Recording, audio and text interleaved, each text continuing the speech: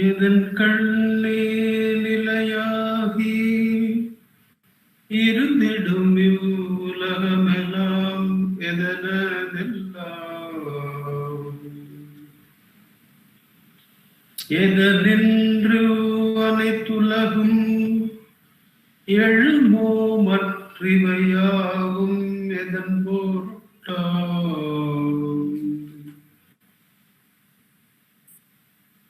எதனால் வையமெல்லாம் எழுந்திடும் எல்லாமும் எதுவே ஆகும்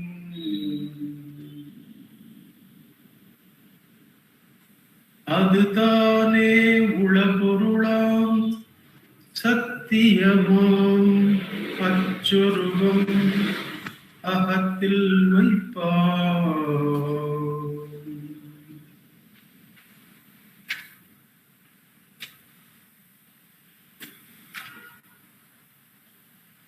அறிவுண்மை நிஷ்டனாம் ஆன்மவித்தாவான்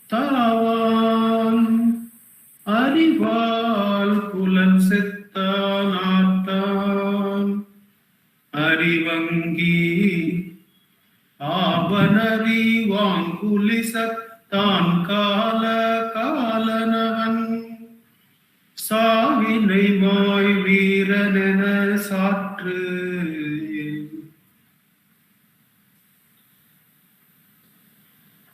அறிவுண்மை நிஷ்டனாம் ஆன்மவித்தாவான்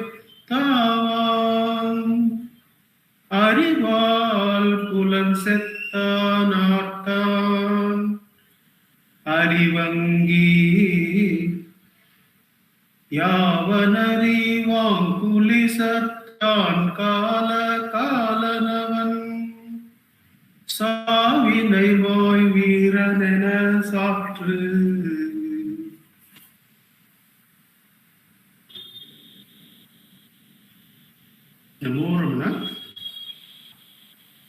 After completing the Upasana Prakaranam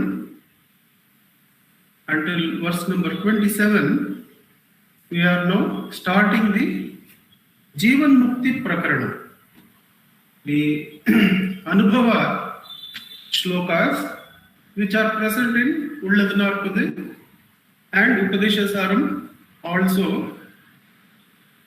as the last few verses. In Ulladu Narpadu and Upadeshasaram, it is the last 10 verses, the Anubhava shlokas. Whereas here, Bhagavan has given a break in between verse number 28 and 33. 6 verses are about the Anubhavam, Jivan Mukti Prakaranam. Then we have till verse number 39, 34, 35, 36, 37, 38, 39 is Nularivu Prakaranam, or the problem of the Shastra Vasana or the Vasana of fame. Those are covered. Strangely, Bhagavan has put that even after Jivan Mukti Prakaranam, even after Anubhava shlokas, because those are so subtle. The Shastra Vasana and the Vasana of fame are so subtle that one may mistake them, have them, and still feel one is realized. One may mistake the fragrance of the self that is available, despite that Vasana and individuality being present. So Yoga Brashtas, most of us Yoga Brashtas, we find ourselves as Yoga Brashtas because of Shastra Vasana or Vasana of fame or some such subtle Vasana.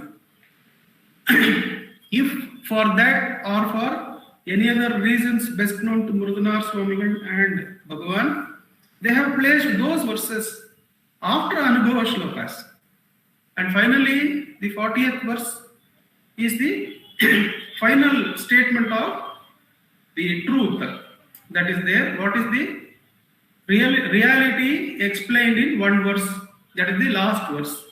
So that is the layout that we are going to see. That is between now and verse number 33, including 33. That is going to be the Jivan Mukti Prakaran. we should have been in what is called as the home stretch. But there are a few verses, cautionary verses, which are placed by Bhagavan as Nularivu Prakaranam, which includes actually the running after of fame. more people in satsang, more well known. The name be known for ages, even after the body is gone, and fighting for that. All that is covered in verses 34 to 39. And finally, the 40th verse is the enunciation of what is the truth. So let us go into this Anubhava Prakaranam or Jivan Mukti Prakaranam. The first verse is Arivunmai Nishtana Anma Vittavan. The one who is, the verse is proclaiming that the one who is abiding in the self. Arivu Unmai, the Unmai Arivu, the true knowledge or the unchanging knowledge or the existence consciousness. The one who is abiding as the existence consciousness. Anma Vittavan. Such a one is called as the knower of Atma, the knower of Brahman, who is abiding in Brahman, who is abiding in the self, is known as the knower of Brahman or the knower of the Atma. Anma Vitt. So Brahma Vitt. Brahma Vitt means knower of Brahman. Anma Vitt means the knower of Atma. Arivunmai Nishtana, the one who is abiding in the self, the existence consciousness, can alone be called as Anmavitt, the one who knows the self. Anmavittavan Arival Pulansetha. Now, he has completely annihilated the sensory distractions through awareness itself. Through awareness, Arival Pulansethan Arthan, and he is completely freed from the disturbances, distractions of the senses. Arivangi, he is the Jnanagni. The Jnani is the Jnanagni. Avan Arivam Pulisar Tan. He is the wielder of the thunderbolt of Indra, made of knowledge. Arivam Kulisat Tan. He is that wielder of that Vajrayudam. But what this Vajrayudam of the Jnani is made of? It is made of Jnana. Jnana Vajrayudam. He is the wielder of the Jnana Vajrayudam. Kala Kalan. He is the destroyer of time, or he brings time to its end. He brings time to its limits and crosses it. Kala Kalan Savinai Viranana Satru. He is also the winner of the one who has won over or has Jayam over Mrityu. So put it all together, the verse proclaims that the one who is abiding in the self alone can be called as the knower of the self, knower of the Atma. He, through awareness itself, has completely overcome the play of the Maya of the senses, and he is the Jnanagni. He is that flame of awareness which does whatever it does. He is the flame of awareness. The Jnani is the flame of awareness. Jnanagni. He is the wielder of thunderbolt, the Vajrayudam. But this Vajrayudam is made of Jnana. Vajrayudam. And he is the Kala Kalan. He is the destroyer of time. The ending of time is clearly seen by the Jnani. and Savinaimai Veeran. He is that great, courageous one who has completely destroyed the concept of death itself. The Mrityu itself stands defeated in face of Jnana. So these are the, this is going to be the nature of verses we are going to find in Anubhava Shlokas. What is the nature of the Jnani's state, which is actually indescribable.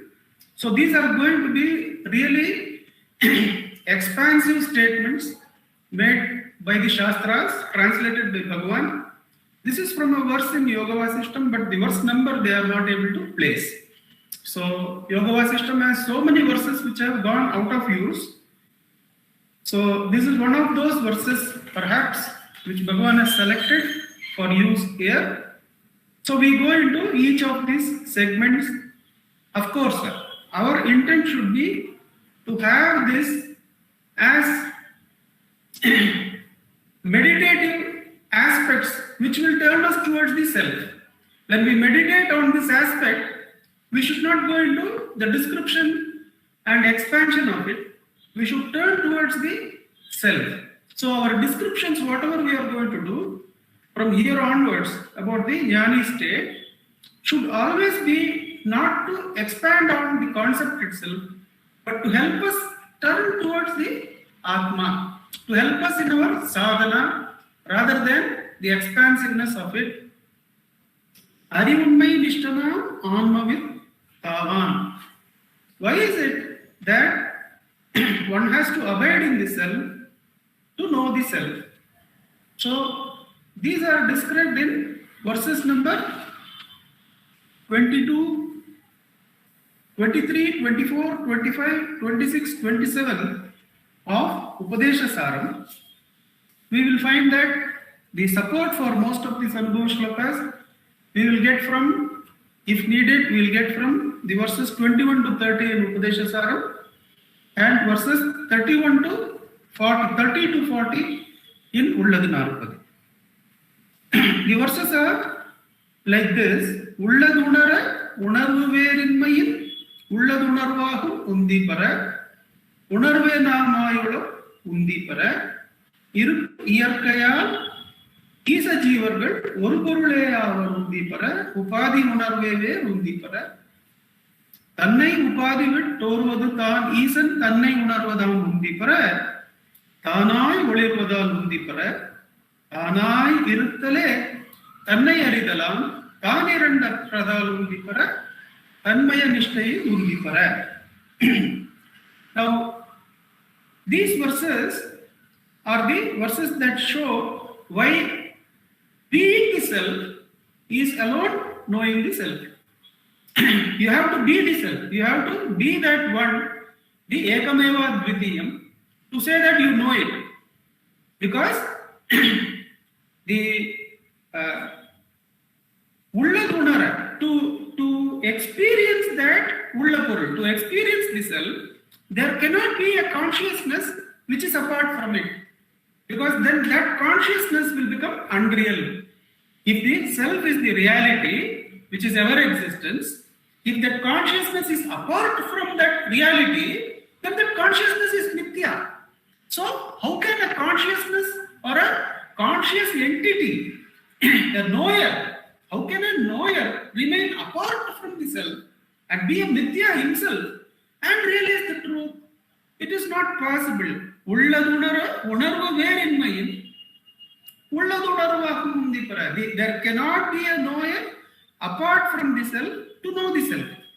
Therefore, to put it succinctly, that one has to merge one's separation, remove all separativeness from the self and be the self, to be the Atmavittavan, Brahmavittavan. Only by abiding in the self can one claim oneself or experience the awareness that the self alone is. Now we can come upon this in another way. The other two verses we say, Irukkum iyarkayal ஈச ஜீவர்கள் ஒரு பொருளே ஆவர் உந்தி பெற உபாதி உணர்வேவே உந்தி பெற. The verse is, the verse number 24 goes like this, that as the being consciousness, as the existence, as the self, both the Jiva and Ishvara are the one truth only. There is only the one truth behind both Jiva and Ishvara. Where is the difference? The difference is that the Jiva has different upadhis, the Ishvara has different upadhis. Upadhi unarve undipara. The adjuncts are different. The Jiva is attached to this body, apparently born in such and such a year. Now, the knowledge of the Jiva will definitely be only very limited, with limited contacts to supporting knowledge, whereas the knowledge of Ishvara will be, he will be Sarvajna. All the contacts that can possibly be made will be in the awareness of Ishvara. Upadhi unarvu veru. The Ishvara is Sarvajna, the Jiva is Alpajna, the Ishvara is identified with the whole cosmos, whereas the Jiva is identified with the body which is minuscule part of the cosmos. But the self is the same for both. Upadhi unarve veru undipara. Therefore, for both Jiva and Ishvara, the Jnani gives a rule. The Jnani being Bhagavan, he gives a single rule which both Jiva and Ishvara have to follow to realize the self. Isha Jivayor Vesha Divida Satsvabhavato Vastu Kevalam Veshahanataha Swatma Darshanam Isha Darshanam Swatma Rupataha. So, Tannai Upadhivettu Orvadutan Isan Tannai Unarvada Undipara Upadhi Unarveve Undipara Tannai Upadhivittu Orvadu. So, both Jiva and Ishvara, all they have to do to experience the self is whatever is the adjunct, whether it is Alpajna, Alpadeha, Sarvajna, Purnadeha, both the adjuncts have to be dropped. Tannai Upadhivittu Orvadu, you have to seek the self only by dropping the adjuncts. Both for Jiva and Ishvara, same rule. Either of them, if self-abidance, self-knowledge is required, when can they call themselves as Atmavit? Obviously, Ishvara is Atmavit. So his reality is non-attachment to the entire creation, non-attachment to the all Sarvajnanatva. All the knowledge, the knowledge which is about the creation, he is not attached to that. That is why self-knowledge is natural to gods, Bhagavan would say in one of the talks. So, we find that for both Jiva and Ishvara, the Jnani gives the same rule. Drop the adjuncts. Then, therefore, Bhagavan takes us to the next verse. Tana irattale tannayaridan. Atma samstitihi swatma darshana. To see or know the self, you have to abide in the self. Atma nirdvaya. There are no two selves, one for Jiva or a million Jivas and another for Ishvara. For the Ishvara as well as Jiva, there is only one self. That is why the Ishvara's self is the real self. Bhagavan says in Ramanasramam, the self of Arunachala is the Mei Aham. Mei Aham Nadaya Tattadindenarul Arunachala, says Bhagavan. That means when one is practicing self-inquiry, one is seeking the Mei Aham, the true self of Arunachala, and that is only singular. There is no upadhi there. For that self, there is no upadhi. So, Atma Samstiti is Swatma Darshanam. To abide as that singular non-dual self is alone the knowing of the self. Arivunmai Nishtana Atma Vittavam. Only when one is abiding in the self with no other. In one of the talks which Venkateshji was reading during this week, or maybe previous week, there is a talk where Bhagavan says, only you exist. Only you alone are there. When you alone are there, what else is there except happiness? What else is there other than awareness? What else is there other than Satchitananda? You alone are, he says. This is what the Upadesham of the Great One is. You have to consume the Guru also. You have to stand alone, consuming the one who has given this Upadesham, because who is the one who is giving the Upadesham? He has not identified with the Upadesham or the body giving the Upadesham. He is already the one self, the Advitiya Atma. That is why he is giving this Upadesham. And Bhagavan quotes Kaivalya Navanitam to say, when a Shishya asks, what kind of return can I give for such a blessing of Ekameva Dvitiya Anubhava that you are giving to me? The Guru says, the only thing you have to give to me is to abide in the self, is to remain as the Atmavit, as the Brahmavit. There is no other fees for this course. There is absolutely no fees that can be levied by the Brahmavit, because he is already having complete fulfillment of all kinds of things. There is nothing in any world that can be required by him, because he is already everything. He alone exists.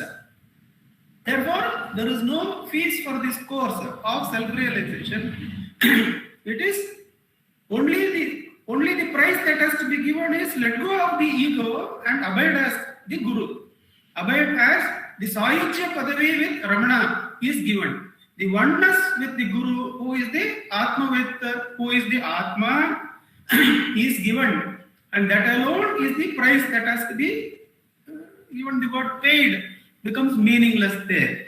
Arivunmai Nishtana Atmavit Tavam. Arival Pulansettam. So, such a one has freed himself from the play of the senses, not by control of the mind, not by the deliberate control of the eyes, the ears, the fragrances, the taste and the touch. It is not like that. But very interestingly, the jnanam, it completely consumes the senses, because eye cannot be there without the thought of eye. Nose cannot be there without the thought of nose. So as we proceed in Atmavicharam, at whichever stage appropriate, we can't say when. Bhagavan will take us to this point, or the Atma will take us to this point, where one has to free oneself from the senses. The thoughts of the senses will come, one will have to ask. We cannot proclaim it to appear at a particular time. Whatever thoughts Ishvara is giving, we will have to let it go and hold the self. But without fail, there will be a time when the thoughts of the body alone will. Then, if all these thoughts are not me, is the thought I me? Is this aggregation of bodily parts me? Put together some 100 parts or 256 parts, is that me? How can that be? How can that be me? Why should I go and identify with something that has been gathered together which can be dismantled? That is not me. So therefore, when those thoughts arise, those thoughts are also let go of. So Arival Pulansettan. How is the senses or the sensory experiences transcended? It is by consciousness, by awareness. Yesterday, I think, Venkateshji was reading once again from the talks. How is the sexual instinct to overcome is the question in the talks. And Bhagavan says, in the Atma, there is no form, there is no sex, there is no male and female. So abiding in the Atma is the real overcoming of that instinct. There is no other way which can be said to be completely overcoming of the instinct. The Arival Pulansatta, by the consciousness, the play of the senses, the feeling that somebody else is this form, I am the male form, arises only after the senses are given precedence. So Arival Pulansatta, the consciousness taking over the eyes, the ears, the nose, the jnanendriyas, false giving jnanendriyas, that person is really a lady and I am really a gent, that knowledge goes. With the gentle practice of who am I, at the appropriate time, when the time is appropriate, those thoughts will be given by the Ishvara and one has to let go of them and make them get consumed in the self. Arival Kulansettan Arthan Arivangi. He is the Jnana Agni. The only duty of Jnana Agni is to burn the karmas. Or as we will see, the Jnana Agni can be called the apex form in any of the paths. It is the apex form. With some rupa is there for the Jnana Agni because it does something. In Karma Marga, it burns karma. In Bhakti Marga, the Jnana Agni is called as unconditional love. In Yoga Marga, it is that consciousness which has no outside or inside. And in Jnana Marga, it is that which eliminates all doubts of the intellectual sheet and allows one to go doubtlessly into the unconditioned self and abide there. Jnana Agni Bhasmasat Kurute Karma alone will take, because that gives us clarity as to what is the nature of this Jnana Agni that the Jnani possesses. That we have seen that incident, but how in Bhagavan's Sannidhi, many of the intellectuals who come with a list of questions will find that the questions are no more there. It is not a blind repetition of what somebody has said. It is an actual experience in Ramana Sannidhi even today. If you go to the Ramana Shrine in Bangalore, or if you go to the Samadhi Shrine in Tiruvannamalai, when we sit in our Atmaucharam practice, because of the Guru's grace there, it will take you to the highest point that you have reached, and it will take you to one more step. The Sannidhi of the Guru is like that it can help you in your Atma Sadhana to go to that level which you have already reached, and it will take one step further, and you will be made to experience it yourself so that you can continue the journey. Now that Jnana Agni is still burning in the Samadhi Shrine of Bhagavan. And what does it do? It burns the karmas. For the intellectual, doubt is the karma. Because the doubt will come in the way. No. This explanation was a very happy state yesterday. But after all, it is only a temporary thing, is it not? Oh, yeah. I am only an ordinary person with all the limitations. I like this and I like that. How can I be so near? No, it is not possible. Some such doubt will come, and that is this karma. And that will be burned by the Jnana Agni. And we see the physiological karma. The lady who has lost her husband in her honeymoon, they go to the beach, and in front of her eyes, the husband is eaten by shark, and there is physical trauma. The pain is physiological. It is so terrible, and she is not able to wipe that off despite visiting many places. Then she comes to Ramanasramam. We have seen the story of Cathy Osborne taking her with great reluctance and difficulty, because that trauma is transferable. When you find a child who is having autism and who is disturbed by the normal activities, and he is in a high state of hyperactivity, if you look at him, for the one who has not done sadhana, that person also will be carried into that state. He will be of no help to the child. Whereas those who are in the Atma Vidya or in the Dhyana, they will avert their senses. They will close their senses. Yes, the child is in hyperactivity, but if I see it only, I also get into that. I get that energy gets transferred. I close the eyes and say, Ramana, or hold, who am I? The deeper peace transfers into that dhyani who has made a slip. Why is that child so artistic? Because it is a dhyani who is a tapabrashta, who is having a difficulty in maintaining a state and is disturbed by the other people who are having a level of awareness. But when that person is hyperactive, if you open your eyes, if you are having the senses open, you also become part of the problem. You don't offer any solution. Whereas if you know this, Arival Pulansettan, how to burn your own senses with the Arivu and turn inward, then you can find the Jnanagni coming. The Jnanagni is in the place, and of course there is no seeking of result that the child should calm down. But definitely there is a change in the situation because one has changed oneself. The dynamic of the world is that the other person is disturbed. You are also disturbed by opening the senses.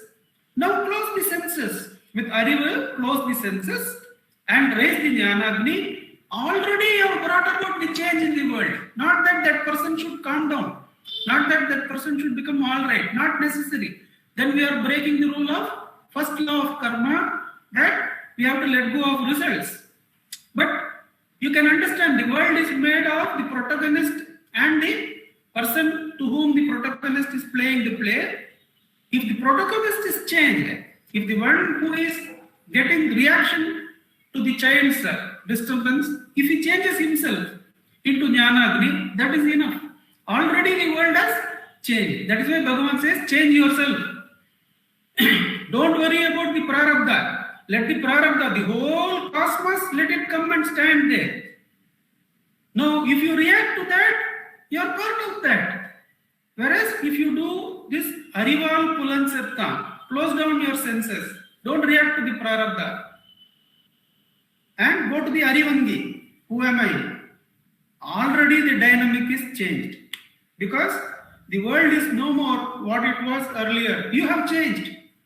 So irrespective of whether the world changes or not, you go for Atmaucharam. Go for the Jnanagni. Jnanagni Bhasmasat Kurute Karma. All our reactions are completely burned by the Jnanagni of Atmaucharam. And when that Jnani is sitting there in Mauna, the pain, the trauma of that lady starts coming down. Of course, Bhagavan would never take credit for any of those happenings. He would say, whoa, did it happen like that? Because that is never the aim. The aim is not to bring down that person. The aim is to change oneself. Go oneself to one's truth. Open the eyes. See the mirage. In the mirage, the water appears to be there. Shut out the mirage. You should know it is the mirage. Shut it out. Now, that snake is no more there. Only the rope is there. Only the Jnanagni is there. Already there is burning of karma. Already the world has changed. That's why perhaps Gandhiji says, be the change that you want to bring about in the world. Be the Atma. If you want the world to be full of peace of Atma, you abide in the Atma. Arivangi, it is the Jnana Agni. It completely destroys all karma. In fact, when I started looking for spiritual solutions, till one of my students alerted me to one of the spiritual teachings, I was still looking for worldly solutions to my problem.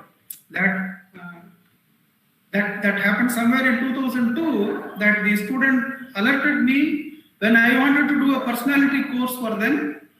That boy alerted, I had used Bhagavad Gita and one of the modern teachers called Stephen Covey. Both their teachings I had combined and I had developed a personality development course. All the 43 people who had attended, they were very happy. And I was so happy that I am going to get the 7,000 rupees which I was planning to charge each of them for the course. This boy came and he asked me, sir, you had used some terms from Bhagavad Gita. Can you tell me what is the connection between fate and free will? By then I had come to the point where I had practiced speaking truth. So I told him, no, I don't know. Then he suggested Bhagavan's teachings and one more teachers. And that is where, once I got into that teacher, I understood that there is only one real solution. There are no worldly solutions to worldly problems. There is only one real solution, and that is spiritual. The worldly part of spirituality, that is the granthi called ego, that is the only problem, and that is within us. And the only real solution for the worldly problems is still within us. where the Atma is there beyond the ego. So that point came about through that boy, through that student to whom I could listen, and I dropped the personality development course and started going into real spiritual solution. Arivangi, Jnanagni. For burning of karmas, I had sought early solution. For burning of karmas, there is nothing like Atma Vicharam. We have been thinking that this problem that is there is having these 200 connections. But that is with the data set which we have in such a limited way with the ego. Whereas Ishvara has all the connections, trillions and trillions of connections to that one problem. Now, if you leave it to the Ishvara through Atma Vicharam or surrender, the same problem will be dismantled with his awareness, with his jnana, and not your limited jnana. And that process of burning your karmas is facilitated by Atma Vicharam. Whenever thought of that karma comes, you should ask, for whom is this? Who am I? And that karma gets burnt with the jnanagni. Jnanagni bhasmasat kurute karma can be practically seen when thoughts are let go of and the Atma held. Arivan kulisat. Arivan kulisattan. Kulisam is a weapon. Here it refers to the Vajrayudam. And this Vajrayudam of the Jnani is the Vajrayudam made of knowledge. Obviously, we can see Bhagavan uses Vajrayudam not only in his mere presence, where the Jnanagni burns others' doubts, others' pains and all that. Bhagavan uses his words, his sight, just by his look. He has burnt the residual karmas of whoever is there and given them the sight of the self. The Atma Drishti has been given. Swami Chinmayananda writes that many years later, after visiting Bhagavan as a student in Tapavan Maharaj's ashram in Uttarakashi, when he abides in the self, after many years of rigorous tapas, he realizes Bhagavan had given me this experience. When he looked me in the eyes, I had that thrill of Atma Darshana. That is the same Anubhava I am abiding in. That first breakthrough is an experience which can never be forgotten by the Jiva. That first Darshana of the Atma, it makes you see that again and again, knowingly, unknowingly, and in all ways. That is the Vajrayudam, the Jnana Vajrayudam that Bhagavan has. All his words that we read, all this Ulladu, Narpadu, Anubandham, this is all Bhagavan's Vajrayudam. They are completely going to completely annihilate the thoughts that are covering the Atma, and we are going to get the darshanam of the Atma. And the best Vajrayudam that Bhagavan has given us is Atma Vicharam. And when we practice Atma Vicharam, the Ramana Shakti will be behind us, the Vajrayuda Shakti will be behind us, and that is why probably it is called as Brahmastra. That Atma Vicharam is Brahmastra. And Bhagavan is always present. His Jnana Drishti is always present. How he looks and removes and separates our veil, we can't tell. But it is still there. He still looks. He still looks and gives the breakthrough. Therefore, we have to surrender to him and practice Atma Vicharam. His Vajrayudam is behind us. The Jnana Vajrayudam is always there. Tan Kala Kalam. He is, the Jnani is the one who has brought time to a standstill, who has ended time, which is appearing to be flowing endlessly. That is why Bhagavan says, Nigalvinai Patri, Irapyadiru Nirpa, Nigalka Lavayum Nigalve, Nigal Vondre, Indrunmai Terade, Irapyadiru Teravunal, Wondrindri and Naunal. So he says, first of all, destroy past and future. Whenever the mind wants to go into past and future, let it go. Don't go there. This is past. Let me go. Then in the present, what is there? There is this experience of the seer, the seeing, seen, either in the sensory plane or in the mental plane. In the present, do self-inquiry, says Bhagavan. In the present, for whom is this sensory experience? burn the senses with the jnanam, arival pulansatta, and go to the jnanagni with atma vicharam. That is where the ending of time takes place. The time comes to an end. After all, what is time other than a thought in the present? And for whom is this thought? Kala Kalan. He is the source of time. So when the Atma, the source of time is reached, time comes to an end. Time stands destroyed. Savinai Veeranana Satru. He is the one who has destroyed the Mrityu, Mrityunjaya. He has the Sayujyam with Shiva. He is having Sayujyam with the Mrityunjaya.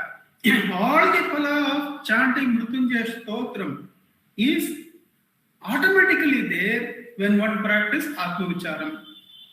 When one lets go of a thought form, when one lets go of a sensory form, while walking in Girivalam, Kohan used to say that his practice was, while walking in the Girivalam, not much traffic will be there, not much disturbance will be there. Therefore, he could see his mind, he could start observing whether the mind is going to the past or to the future, and he would bring and make it stay in the present and in the self, in the thought-free state. So when we are in the sensory activity, let us say we are listening to a talk. When we are listening to a talk, the pulam is there, the sense hearing is there. But one can inquire who is the listener. Pay attention to who is the listener. There what happens? The Pulansattvam happens automatically. The Arivangi is thought automatically. The Kala Kalan is thought automatically. And Savinai Mai Veeran, the one who is destroying all forms, the sensory form, the form of time, the form of thought, is completely freed off. And the consciousness comes to its original state of birthlessness. Bhagavan would say, whenever someone would ask, what would happen to me in next Janma? If I do all this sadhana, will I have a better birth? B-E-R-T-H or B-A-R-T-H, doesn't matter. But Bhagavan would always say, see if you are born now. See if the ego is really arising out of the Purna. The Purna Vastu, which is there, has it really arisen out of it? Inquire. Has the Purna Vastu lost its Purnatva? No. Go back. See if your birth is real. If your birth is unreal, then where is the question of Mrityunjayam, Mrityu, Dhyashritana, Ahammati, Mrityu, Upumaiti, Purvam, Atas Swabhava, Amrteshu Teshu, Katam Punar Mrityu, Dhyavakashaha, Marana Bhaya Mikkulavam, Makkal Aranaha, Marana Bhavamilla, Maheshan, Sharaname, Sarvardam, Sarvududan, Sav Uttra. Savannam Sarvaro. They have now brought death in front of them, investigated what actually it is. The Pulansattan is the death of the sensory plane. The breath being in Kumbhaka is the death of the breath plane. The thoughts subsiding into no thought and the I not arising is the death of the Vijnanamaya Kosha, the Manomaya Kosha and the Anandamaya Kosha. Am I dead even after all these are still? As Bhagavan asks in his Madurai experience, after all these have been still, am I dead? No. There is the deathless spirit that goes on as I.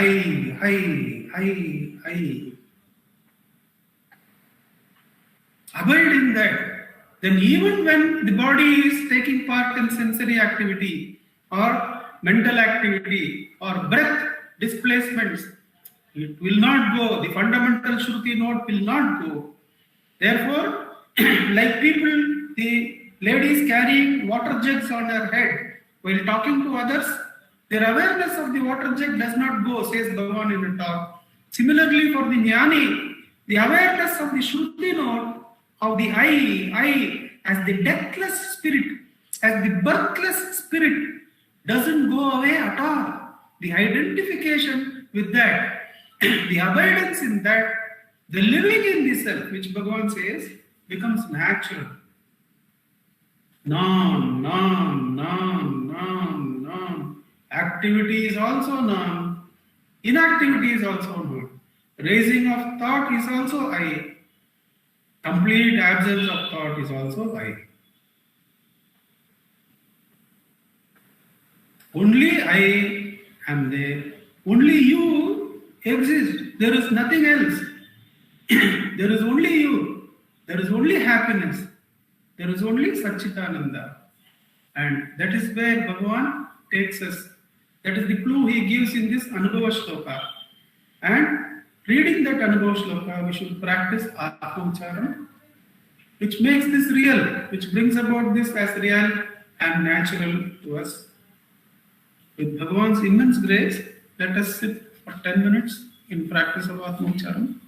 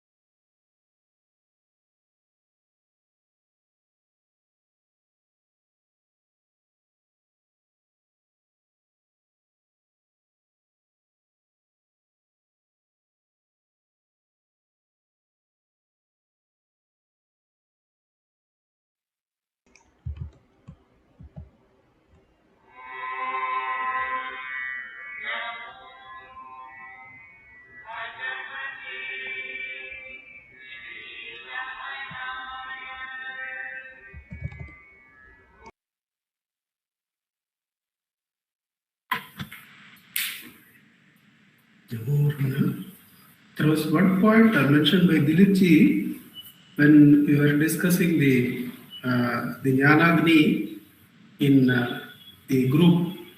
Dilipji had put a message to me in my account that this is what Bhagavan says in Arunachala Pancharatthi. That is, Virikadiral Yavum Vilungum.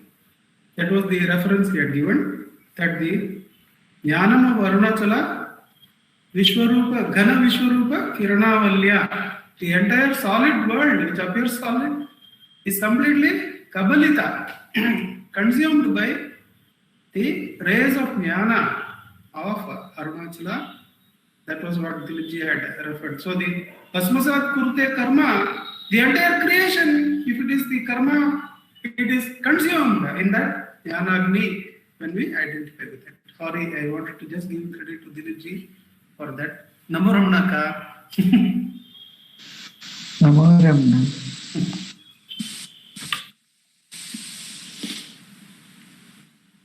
Prostrations to Ramana, shining as the self in all beings.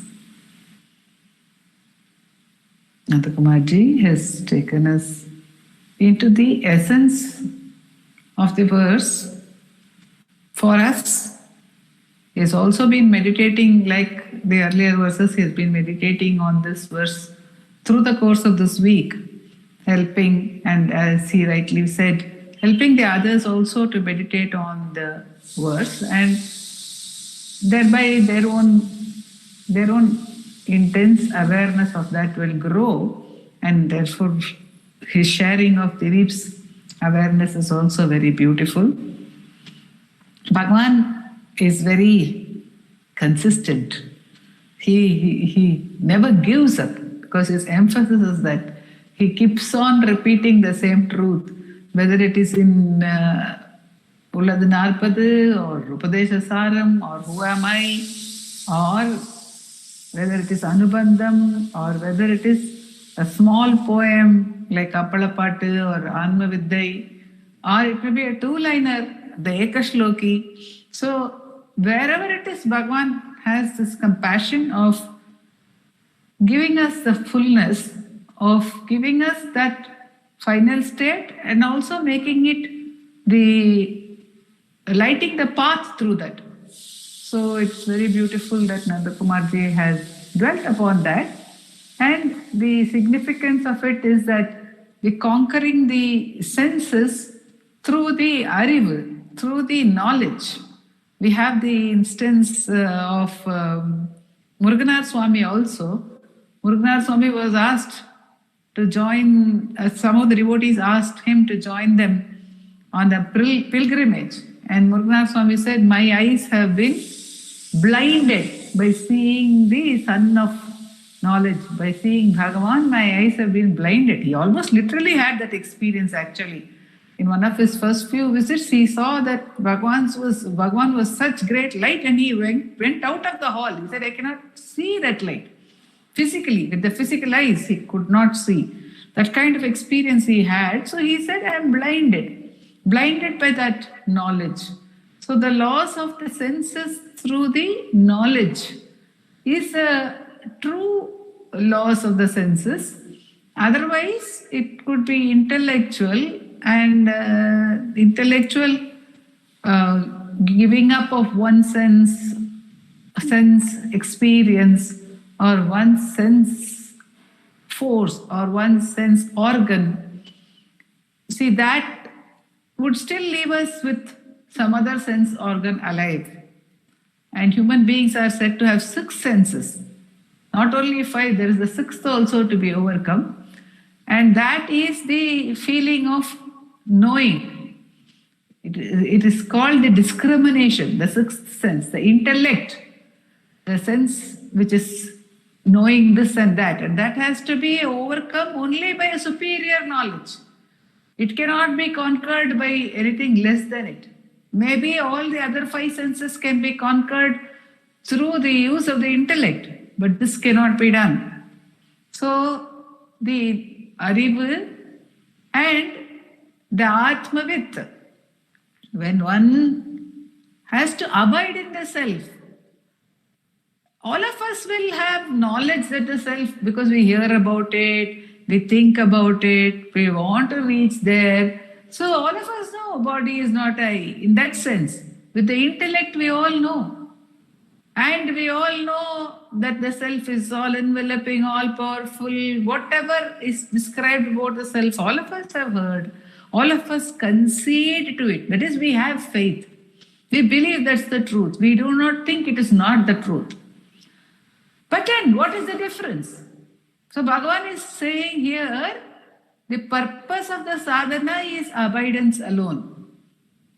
It is not even to know it through one's mind alone, abidance alone. To be the Atmavit is the purpose of sadhana. So the Anubhava is so important. That's why Bhagavan gives us the self-inquiry, which is the Anubhava of that. So he says it is an Atmavit. And then what does he say? He says that the Atmavit is a Jnanagni. Because very often Subhraya Sharmaji would say, Brahmavit Brahmaiva Bhavati. He would quote the scriptural statement that a Brahmavit becomes verily Brahman, or he is verily Brahman. So the one knower of Brahman becomes the Jnanagni. He himself becomes the Jnanagni. That's very many beautiful instances. Today also Nanda Kumarji shared of the lady who had lost her husband. And so many instances are there where Bhagavan can burn down the karma, and how sweetly we were told about the different karmas in the different paths. Today Nanda Kumarji said, so whichever karma is there with us, whichever karma we feel we are carrying, or we are worried by that we are carrying it, we can safely lay it at the feet of the Jivan Mukta, at the feet of Bhagavan. And that also in his discussions he has said that power of the Jivan Mukta is available to us at all times. That's why because he is Kala Kala.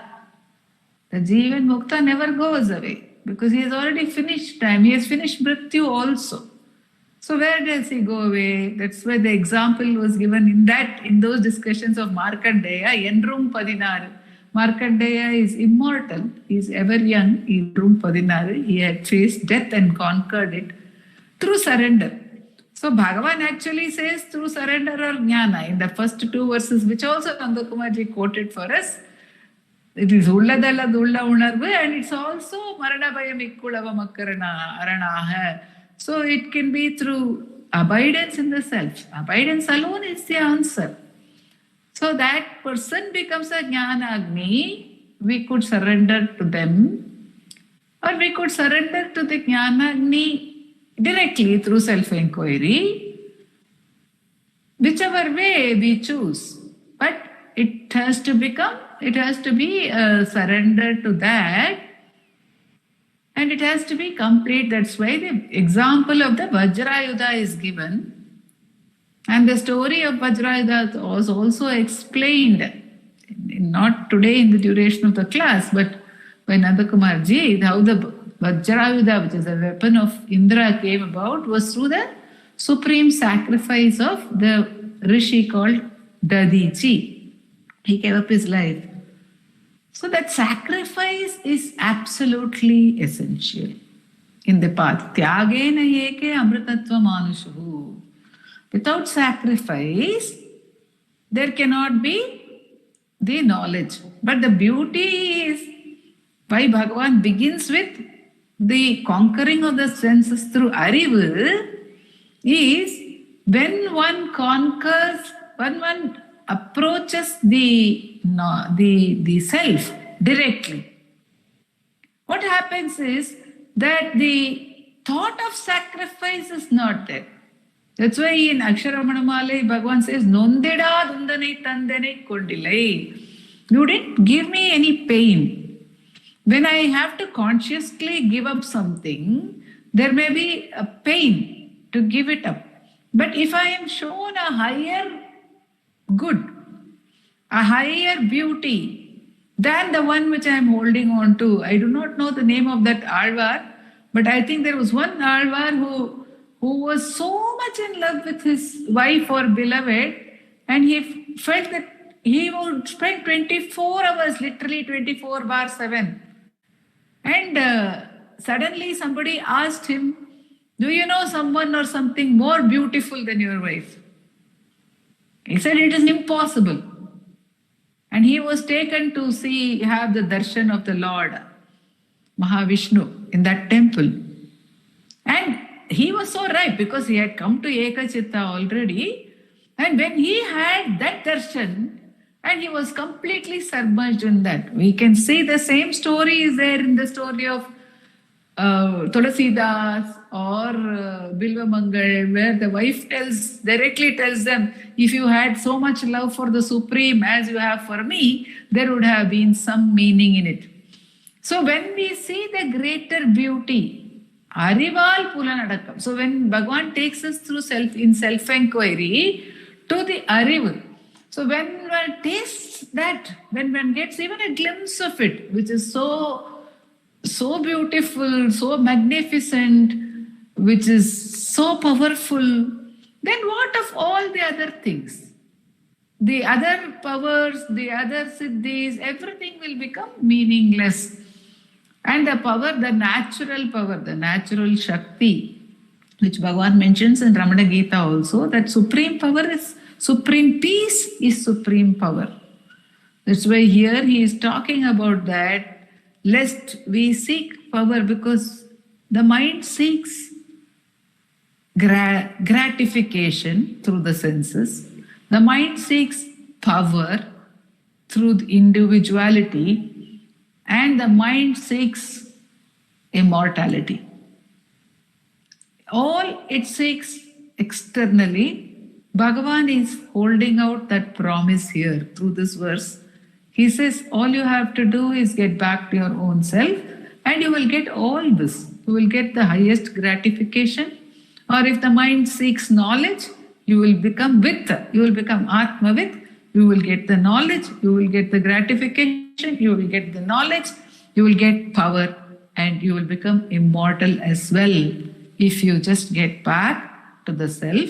And in case you have any doubt about achieving any of these things, just take a small look at the life or the being of a Jivan Mukta, then you will get certainty about it. The reason why the Jivan Mukta association is so necessary, why does a Jivan Mukta come at all? Because Bhagavan says it is as a decoy. Is like a wild deer, tame deer is used to decoy a wild deer, he says, quoting Thai Manuel. So that is the spontaneous purpose of the existence of a Jivan Mukta. I won't say unconscious, the spontaneous or the natural power, because it is not it is not a thought, it cannot be. And this was told to me also when I was young and I had the opportunity of being in the presence of Vishwanatha Swami and Muruganar, and our cousins were there with us, two of my cousins, and the elder one has been a great, I would say, a leading light, a guiding light in my life because of his abidance. And because he was my cousin, he is my cousin, at that time I didn't know his glory also, and I could but had some kind of faith. And he told me, see, you are going to the presence of Muruganar, you are going to the presence of Vishwanatha Swami. Don't ever think of doing something else in that time. Don't tell your parents, you go there, I will be doing something else, I will do pradakshina, anything else. Don't evade the presence. I said, I did not have a thought of doing so. No, I'm telling you because our other cousin, he evaded it. He said he was feeling bored being in that presence. You may not recognize the glory of that presence now, but such a presence alone can bring home the truth that one is not the body. When one sees a Jivan Mukta, that fragrance automatically comes to us. The Jivan Mukta, what the Jivan Mukta does, or what the Jivan Mukta speaks with us or does not speak with us, is not of much relevance. The very presence will automatically give us the knowledge that one is not the body. So associate with Jivan Muktas. That's why even before this verse, we have been told in the early part of Anubandham, the glory of Satsanga has already been given to us. And here again the glory of the Jivan Mukta is being told to us to give us maybe Bhagavan is dangling that apple in front of us. Keep on moving. Yes, yes, yes. Not long to go. Here it is. This is the goal you're going to get. This is the wonder you're going to see. That's why the Jivan Mukta shlokas or verses, even before the final shlokas, could be one of the reasons to give us a kind of danam, samadana beda dandam, it is said. So danam is there. This is the reward you will get. This is the reward you will get, is what Bhagavan is assuring us actually. Om Namo Bhagavate Sri Ramanaya.